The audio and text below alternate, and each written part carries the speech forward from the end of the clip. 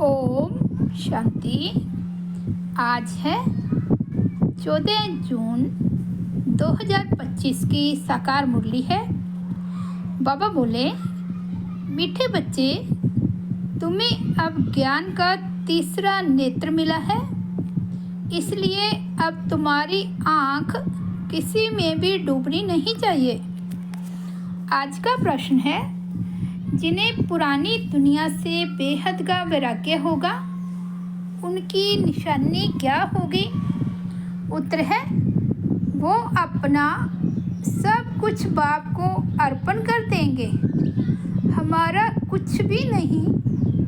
बाबा, हमारी यह देह भी नहीं है, यह तो पुरानी देह है, इनको भी छोड़ना है। उनका मोह सबसे टूटता जाएगा, नष्टो मोहा होंगे।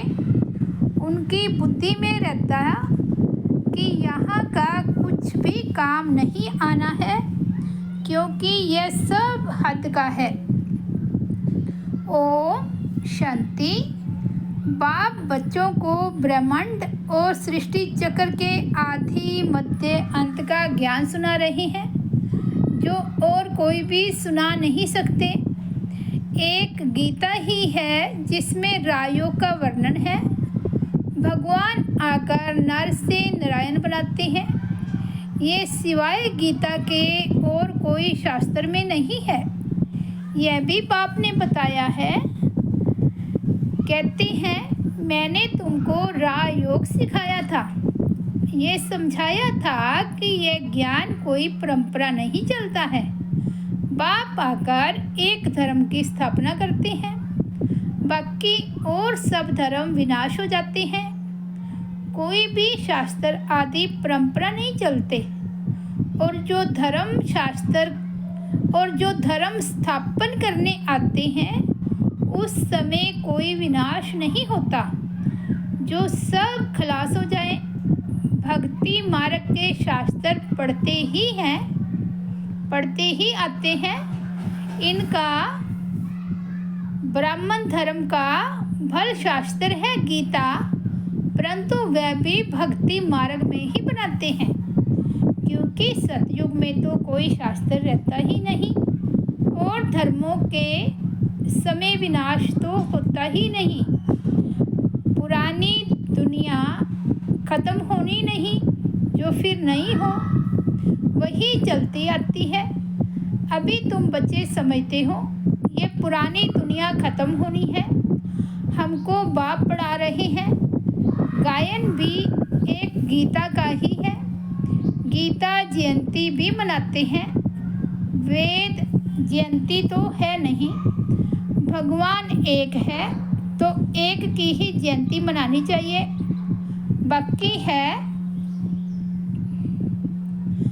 बाकी है रचना, उनसे कुछ मिल नहीं सकता। वर्षा बाप से ही मिलता है। चाचा काका आदि से कोई वर्षा नहीं मिलता। अभी यह है तुम्हारा बेहद का बाप, बेहद का ज्ञान देने वाला। ये कोई शास्त्र नहीं सुनाते हैं। कहते हैं ये सब भक्ति मार्ग के हैं। इन सब का सार तुमको समझाता हूँ। शास्त्र कोई पढ़ाई नहीं। पढ़ाई से तो पद प्राप्त होता है। ये पढ़ाई बाप पढ़ा रहे हैं बच्चों को। भगवानोवाच बच्चों प्रति।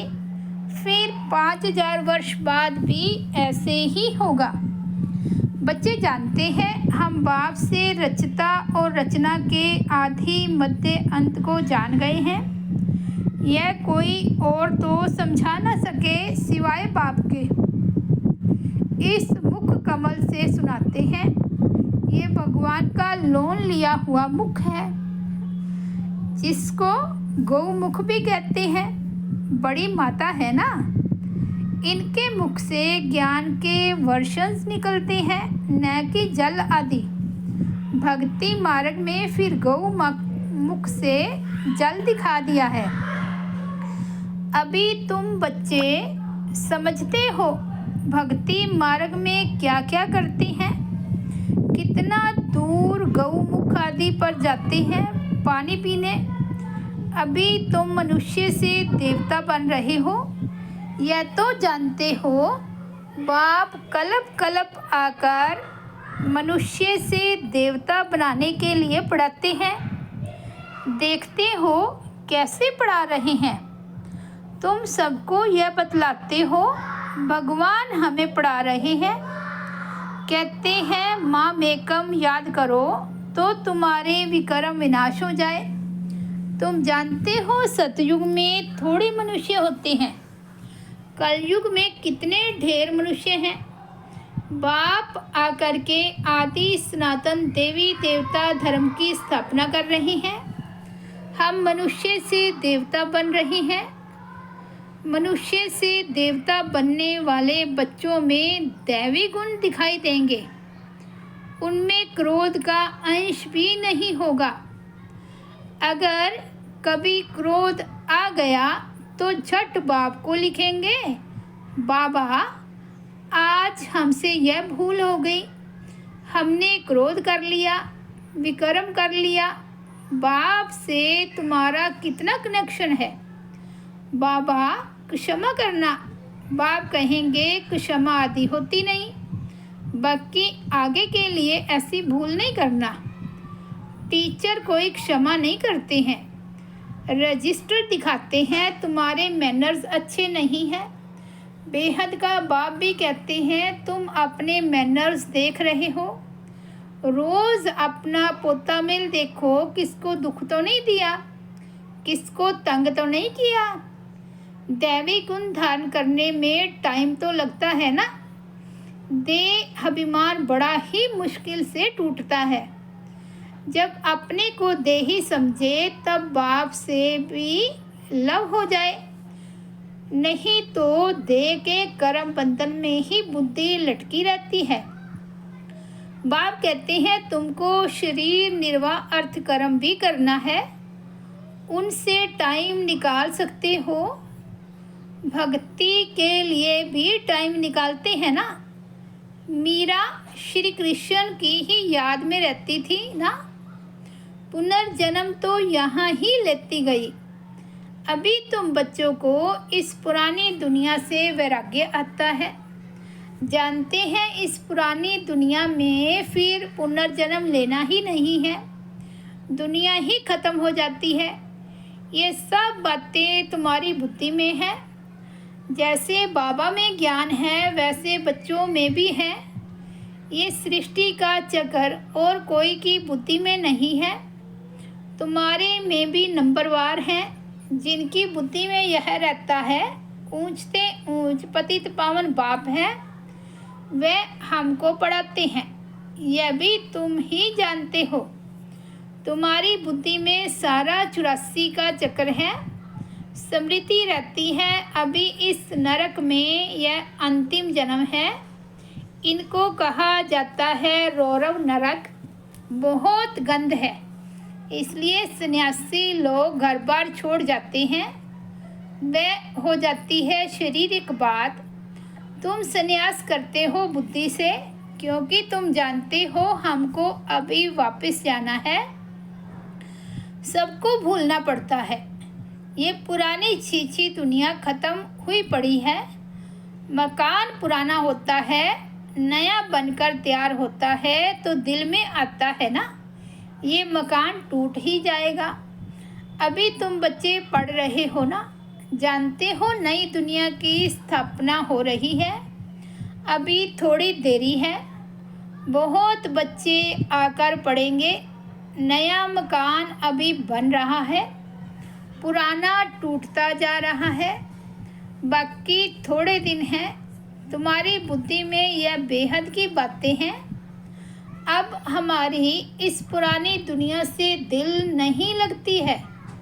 ये कुछ भी आखिर काम में नहीं आना है। हम यहाँ से जाना चाहते हैं। बाप भी कहते हैं पुरानी दुनिया से दिल नहीं लगानी है।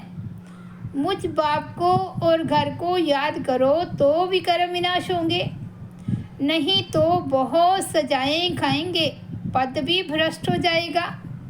आत्मा को फुरना लगा हुआ है। हमने 84 जन्म भोगे हैं। अब बाप को याद करना है तब विकर्म विनाश होंगे। बाप की मत पर चलना है तब ही श्रेष्ठ जीवन बनेगी। बाप है ऊंच ते ऊंच, यह भी तुम ही जानते हो। बाप अच्छी रीति स्मृति दिलाते हैं। वह बेहद का बाप ही ज्ञान का सागर है, वही आकर पढ़ाते हैं। बाप कहते हैं ये पढ़ाई भी पढ़ो, शरीर निर्वाह अर्थ भी सब कुछ करो, परंतु ट्रस्टी होकर रहो। जिन बच्चों को पुरानी दुनिया से बेहद का वैराग्य होगा वे अपना सब कुछ बाप को अर्पण कर देंगे। हमारा कुछ भी नहीं बाबा, हमारी यह देह भी नहीं है, ये तो पुरानी देह है, इनको भी छोड़ना है। सबसे मोह टूटता जाता है, नष्टो मोहा हो जाना है। ये है बेहद का वैराग्य, वह हद का वैराग्य होता है। बुद्धि में है हम स्वर्ग में जाकर अपने महल बनाएंगे, यहाँ का कुछ भी काम नहीं आएगा क्योंकि यह सब हद का है। तुम अभी हद से निकल बेहद में जाते हो। तुम्हारी बुद्धि में यह बेहद का ज्ञान ही रहना चाहिए। अभी और कोई में भी आँख नहीं डूबती है। अब तो अपने घर जाना है। कलब कलब बाप आकर हमको पढ़ाए फिर साथ ले जाते हैं। तुम्हारे लिए ये कोई नई पढ़ाई नहीं है।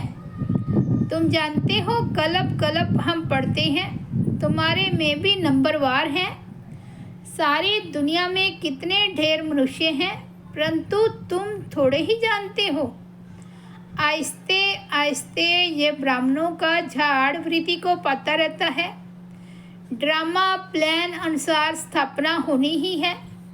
बच्चे जानते हैं हमारी रूहानी गवर्नमेंट है। हम दिव्य दृष्टि से नई दुनिया को देखते हैं, वहाँ ही जाना है। भगवान भी एक है, वही पढ़ाने वाला है। राज योग बाप ने ही सिखलाया था। उस समय लड़ाई भी बराबर लगी थी। अनेक धर्मों का विनाश, एक धर्म की स्थापना हुई थी। तुम भी वही हो। कलब कलब तुम ही पढ़ते आए हो, वर्षा लेते आए हो। पुरुषार्थ हर एक को अपना करना है। ये है बेहद की पढ़ाई। ये शिक्षा कोई मनुष्य मात्र दे न सके। बाप ने श्याम और सुंदर का भी राज समझाया है। तुम भी समझते हो अभी हम सुंदर बन रहे हैं, पहले श्याम थे। श्री कृष्ण कोई अकेला थोड़े ही था, सारी राजधानी थी ना। अभी तुम समझते हो हम नरकवासी से स्वर्गवासी बन रहे हैं। अभी तुमको इस नरक से नफरत आती है। तुम अभी पुरुषोत्तम संगम युग पर आ गए हो। इतने ढेर आते हैं, इनसे निकलेंगे फिर भी वही जो कल पहले निकले होंगे। संगम युग को भी अच्छी रीति याद करना है। हम पुरुषोत्तम अर्थात मनुष्य से देवता बन रहे हैं। मनुष्य तो यह भी नहीं समझते कि नरक क्या है, स्वर्ग क्या है। कहते हैं सब कुछ यहाँ ही है। जो सुखी है वह स्वर्ग में है, जो दुखी है वह नरक में है। अनेक मत है ना, एक घर में भी अनेक मतें हो जाती है।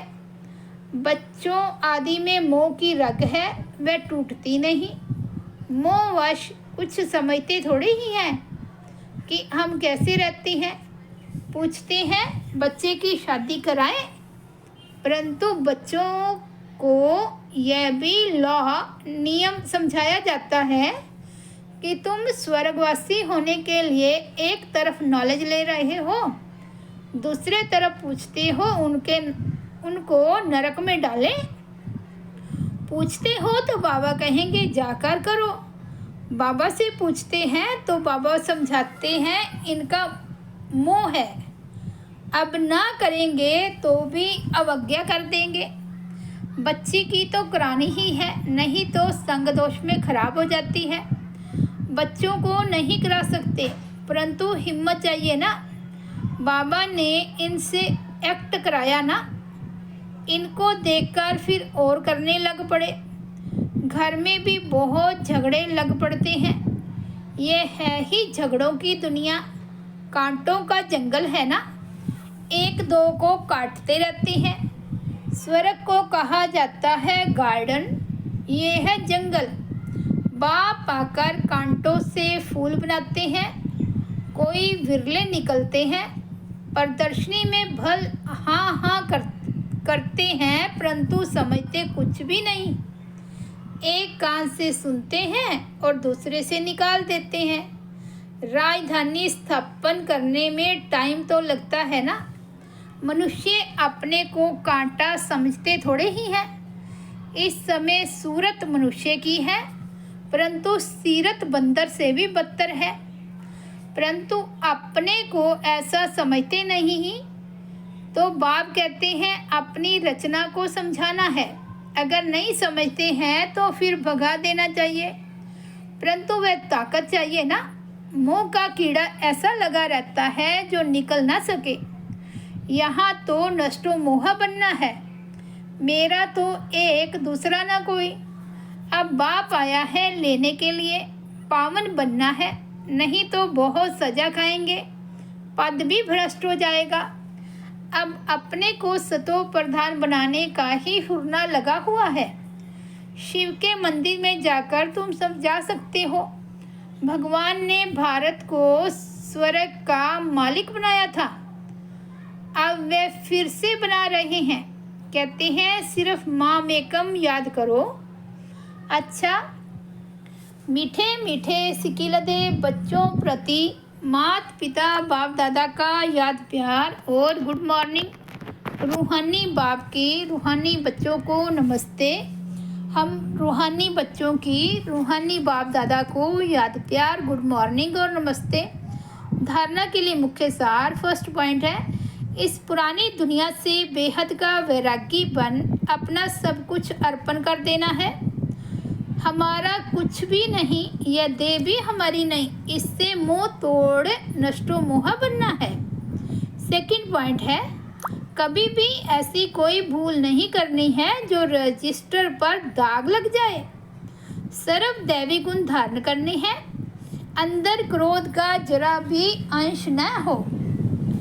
आज का सतगुरु बाबा का वरदान है, कहना, सोचना और करना, इन तीनों को समान बनाने वाले ज्ञानी तू आत्मा भव। अभी वानप्रस्थ अवस्था में जाने का समय समीप आ रहा है, इसलिए कमजोरियों के मेरेपन को व व्यर्थ के खेल को समाप्त कर कहना, सोचना और करना समान बनाओ। तब कहेंगे ज्ञान स्वरूप। जो ऐसे ज्ञान स्वरूप ज्ञानी तू आत्माएं हैं, उनका हर कर्म, संस्कार, गुण और कर्तव्य समर्थ बाप के समान होगा। वे कभी व्यर्थ के विचित्र खेल नहीं खेल सकते, सदा परमात्म मिलन के खेल में बिजी रहेंगे। एक बाप से मिलन बनाएंगे और औरों को बाप के समान बनाएंगे। आज का स्लोगन है, सेवाओं का उमंग छोटी छोटी बीमारियों को मर्ज कर देता है। सेवाओं का उमंग छोटी छोटी बीमारियों को मर्ज कर देता है। अव्यक्त इशारे, आत्मिक स्थिति में रहने का अभ्यास करो, अंतर्मुखी बनो। अंतर्मुखी अर्थात मुख और मन का मौन रखने वाले। मुख का मौन तो दुनिया में भी रखते हैं, लेकिन यहाँ व्यर्थ संकल्प से मन का मौन होना चाहिए। जैसे ट्रैफिक कंट्रोल करते हो तो व्यर्थ की ट्रैफिक को कंट्रोल करते हो, वैसे बीच बीच में एक दिन मन के व्यर्थ का ट्रैफिक कंट्रोल करो। अच्छा, ओम शांति। तो ये थे 14 जून 2025 के बाबा के अनमोल महावाक्य मुरली की हेडलाइन है, मीठे बच्चे तुम्हें अब ज्ञान का तीसरा नेत्र मिला है, इसलिए अब तुम्हारी आँख किसी में भी डूबनी नहीं चाहिए। ओम शांति।